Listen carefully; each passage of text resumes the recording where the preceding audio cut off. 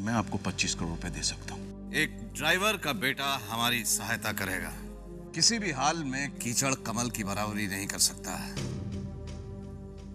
कीचड़ के बिना कमल का भी कोई अस्तित्व नहीं है ठाकुर साहब। तुम अपनी औकात भूल रहे हो जगमोहन प्रसाद। आप अपनी परिस्थितियां भूल रहे हैं ठाकुर साहब। और सुनो, आइंदा अगर आना हो तो पहले समय लेकर आना।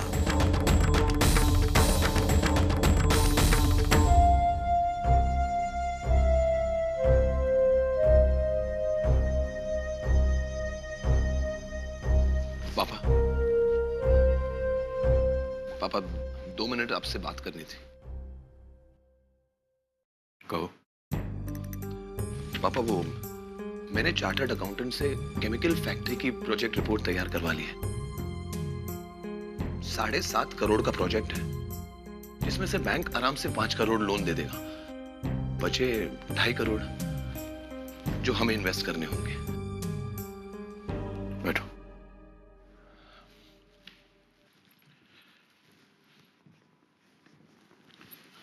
पापा, ये जो प्रोजेक्ट है IPC 348 का मतलब पता है तुम्हें?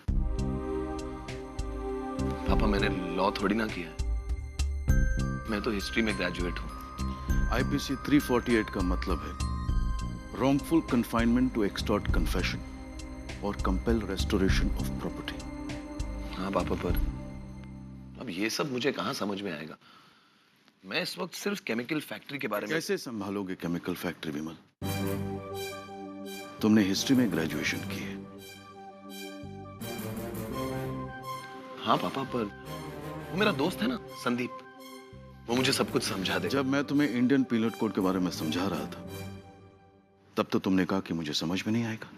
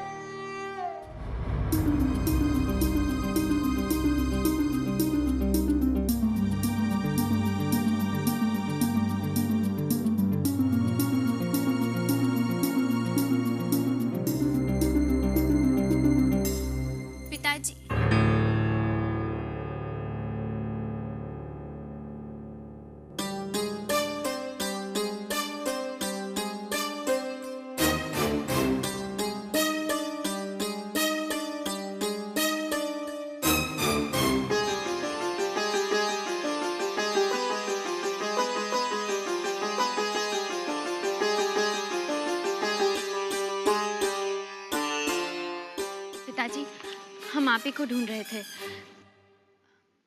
एक और तरीका है नीलामी को रोकने का। क्या? पिताजी,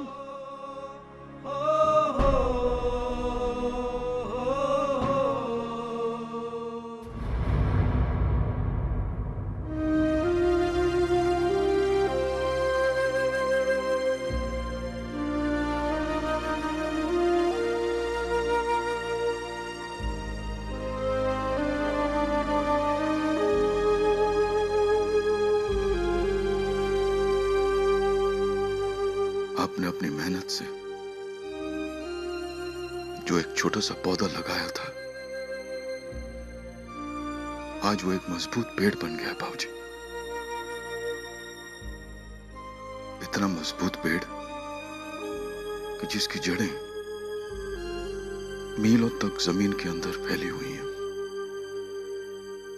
लेकिन आज इस मजबूत पेड़ को ठाकुर की एक बात ने फिर से हिलाकर रख दिया बाबूजी।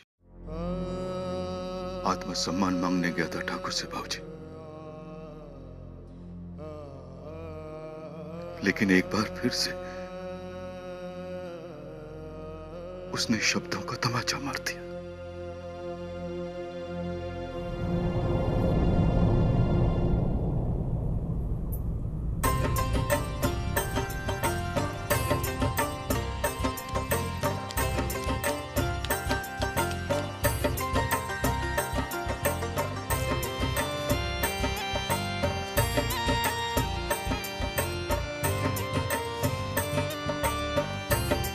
जग्गू बेटा, यहाँ बाबा तुलसीदास जी ने रामचरितमानस में कहा है, बिन सत्संग विवेक न होई, राम कृपा बिन सुलभ न सोई। राम की कृपा के बगैर राम की भक्ति भी नहीं है। राम की भक्ति तभी होती है जब चलो बेटा, राम की कृपा अंदर चलते हैं। हाँ और बिना जी, सत्संग के आप यहाँ किसी काम को करते हैं? बुद्धि नहीं है। सत्संग हाँ की बेटा, बहुत बड़ी महत्ता हम है। इसी स्वर्ण भवन के मालिक की माध्यम गाड़ी से चलाते बताया हैं। गया है। मालिक आपको जानते हैं? यहाँ भगवान श्री राम देखो सरस्वती, कैसी भोली बात पूछ रहा है। सरयू की गोद अरे हम ही तो उन्हें रोज यहाँ वहाँ ले जाते हैं गाड़ी में, जानेंगे नहीं का? यमुना जी की गोद में यहाँ चलो बेटा, अंदर आ जा। भज रघु चप्पल उतार, चप्पल उतार।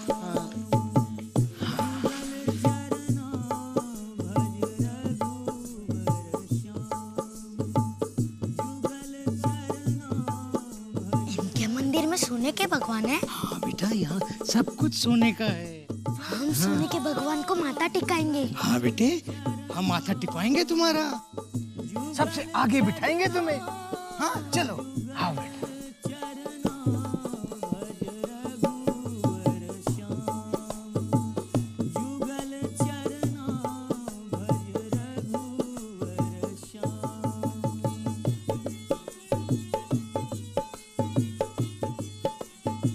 चक्कू बेटा, हाथ छोड़ो। अयोध्या निर्मल सरजू, एक अयोध्या निर्मल सरजू, उद्गोकुल शीतल जमुना। बापूजी, सोने के भगवान के पास बैठा हो ना। अभी रुक बेटा, भजन कीर्तन चल रहा है ना। रुक। बापूजी, मुझे यहाँ से कुछ दिखाई नहीं दे रहा है। सब्र करो बेटा, सब्र करो। देखो देखो देखो देखो देखो। हाँ।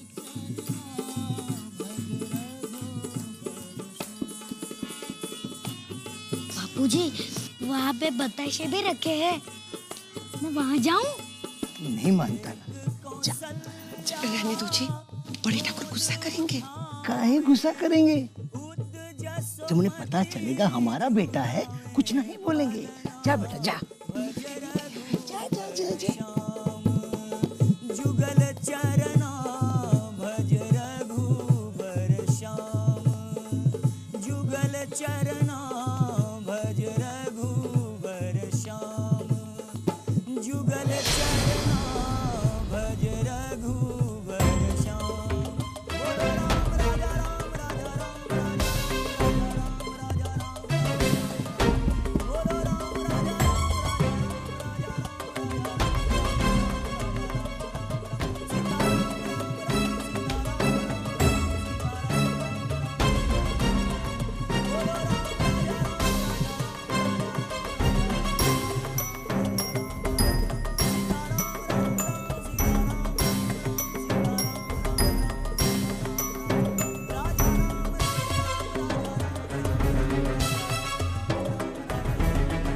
बोलो श्यावर रामचंद्र की। ये बच्चा किसका है?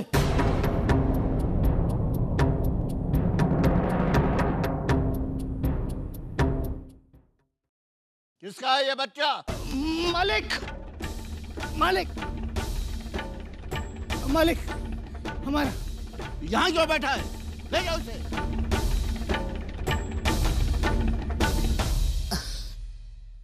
हमारा बेटा है, हमारा बिटवा है मालिक। नमस्ते करो बेटा। तुम कौन हो? हम राम प्रसाद, आपके ड्राइवर मालिक। ड्राइवर? जी मालिक। पीछे घूमो।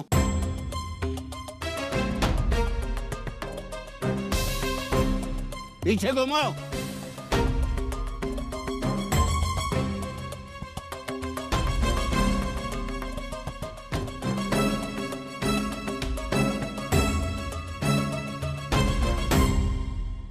ऐसी ये गर्दन हमारी गाड़ी चलाती तो है।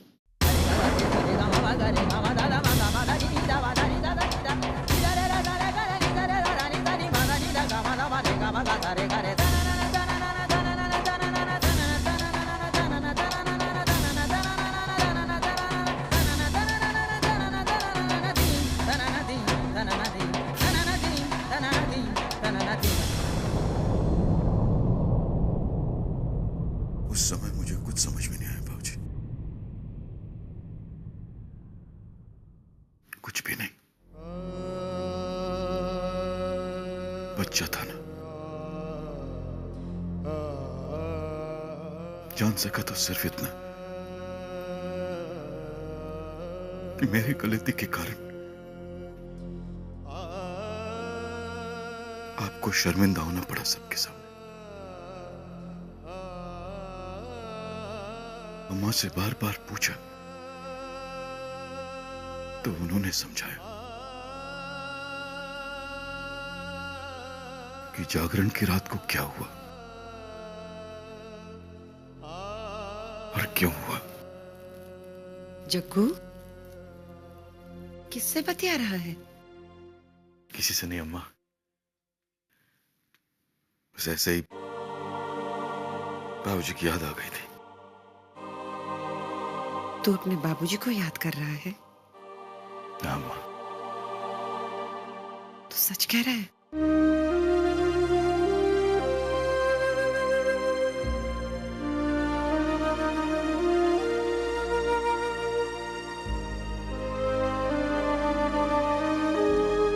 उस बेइज्जती को याद कर रहा हूं अम्मा, जो जागरण की रात मेरे कारण बाबूजी को सहनी पड़ी थी। मैंने कितनी बार तुझे समझाया बेटा, मन में कड़वाहट मत संजो के रख। यही कड़वाहट तो यहां तक लाई अम्मा। अगर मैंने बाबूजी की बेइज्जती का बदला नहीं लिया, ठाकुर के अहम का सर नीचा नहीं किया, तो क्या हक है मुझे उनका बेटा कहलाने का। ये बेटा अपने बाबूजी को श्रद्धांजलि देना चाहता है अम्मा, स्वर्ण भवन खरीद कर।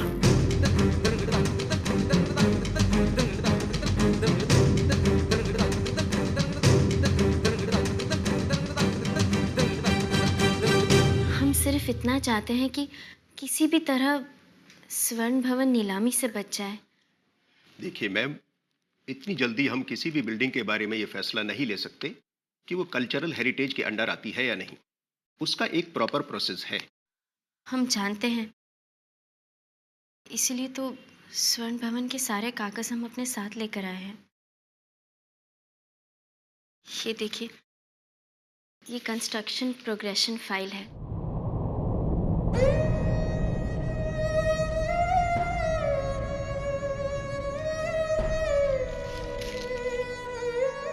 सात मार्च 1909 में इसका नक्शा पास हुआ था।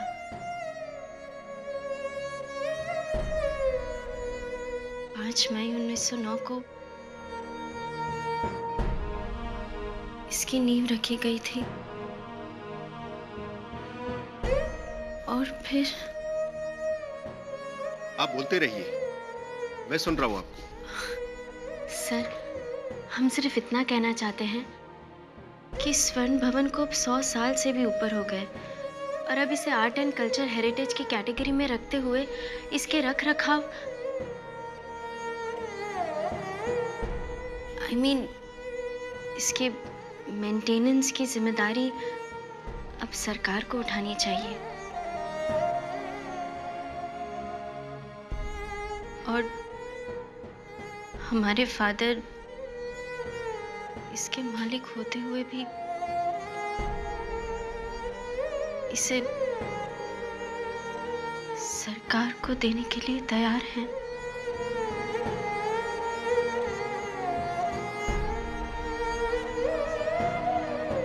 तकरीबन 20 साल पहले अक्टूबर सन 1988 में यह प्रपोजल सरकार ने आप लोगों के पास भेजा था और कॉम्पनसेशन के तौर पे जमीन अलॉट करने का भी फैसला किया गया था। लेकिन उस वक्त ठाकुर साहब माने नहीं थे। ठाकुर आज भी इनकार करता है।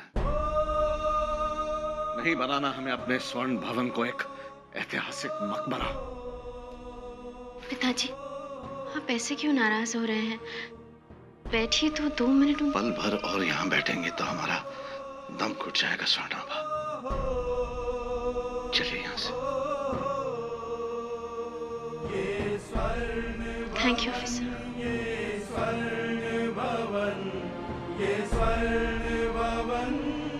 दम निकल जाता है पर हेकड़ी नहीं जाती। तुम्हारी बात सही है, पर मैं समझना नहीं चाहता अम्मा। जो समझना था मैं समझ चुका हूं। वो ये कि बड़े ठाकुर ने बाबूजी की बेइज्जती सबके सामने की थी और आज ठाकुर ने मुझे नीचा दिखा दिया। तू स्वर्ण भवन गया था? हाँ अम्मा। क्यों? ठाकुर को उसकी हैसियत और अपनी तरक्की दिखाने। लेकिन यादों की राख में दबी हुई नफरत की चिंगारी को फिर से उसने आग बना दिया। आग से आग भला बुझी है कभी? किसी को अपनी तरक्की दिखाने की हमें क्या जरूरत है बेटा? उस रात जो हुआ उसमें तेरे बाबूजी की गलती थी। उन्होंने ही अपनी और मालिक के रिश्ते को समझने में गलती कर दी। और आज तो छोटे ठाकुर को दिखाने कुछ और गया था और दिखाकर कुछ और चला आया।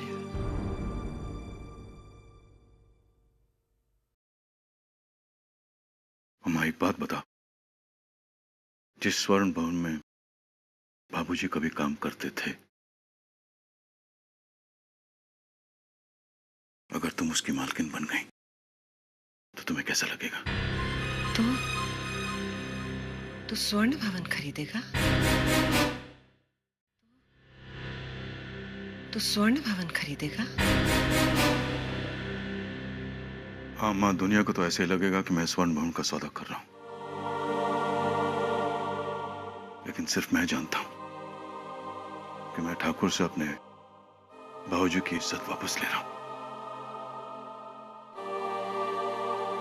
तुम्हें स्वर्ण भवन पसंद है ना माँ? सिर्फ इसलिए कि कभी तुम्हारे बाबूजी ने वहां काम किया था, वहां का नमक खाया था हमने बेटा। इससे ज्यादा स्वर्ण भवन न मुझे कभी पसंद था न होगा। बेटा, दुनिया का कोई भी भवन मुझे गांव के उस घर से अच्छा नहीं लगता जहां तूने जन्म लिया था जग्गू, जहां पहली बार तूने किलकारी भरी थी, जहां पहला कदम चला था, जहां पहली बार तूने मुझे मां कहा था बेटा।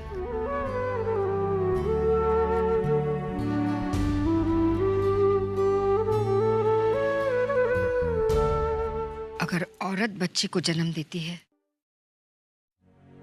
तो बच्चा भी औरत में ममता को जन्म देता है। इसका एहसास हमें तब हुआ था जब प्रकाश का जन्म हुआ था। इतना सा था ये जब तुम्हारी दादी ने इसे हमारे गोद में डालते हुए कहा, खानदान की बेल पड़ गई है बहू, अपने पिता के बाजू को मजबूत करने वाला आ गया। हम उस ऊपर के कमरे में थे।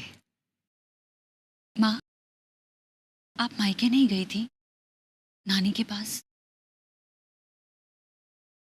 हमारी शादी के 6 महीने बाद तुम्हारी नानी का देहांत हो गया और तुम्हारे नाना जी सारी जमीन जायदाद एक अनाथ आश्रम के नाम करके हरिद्वार जा चुके थे। यही हमारा मायका था, यही ससुराल। तुम्हारी दादी ने बेटी से बढ़कर प्यार किया हमें।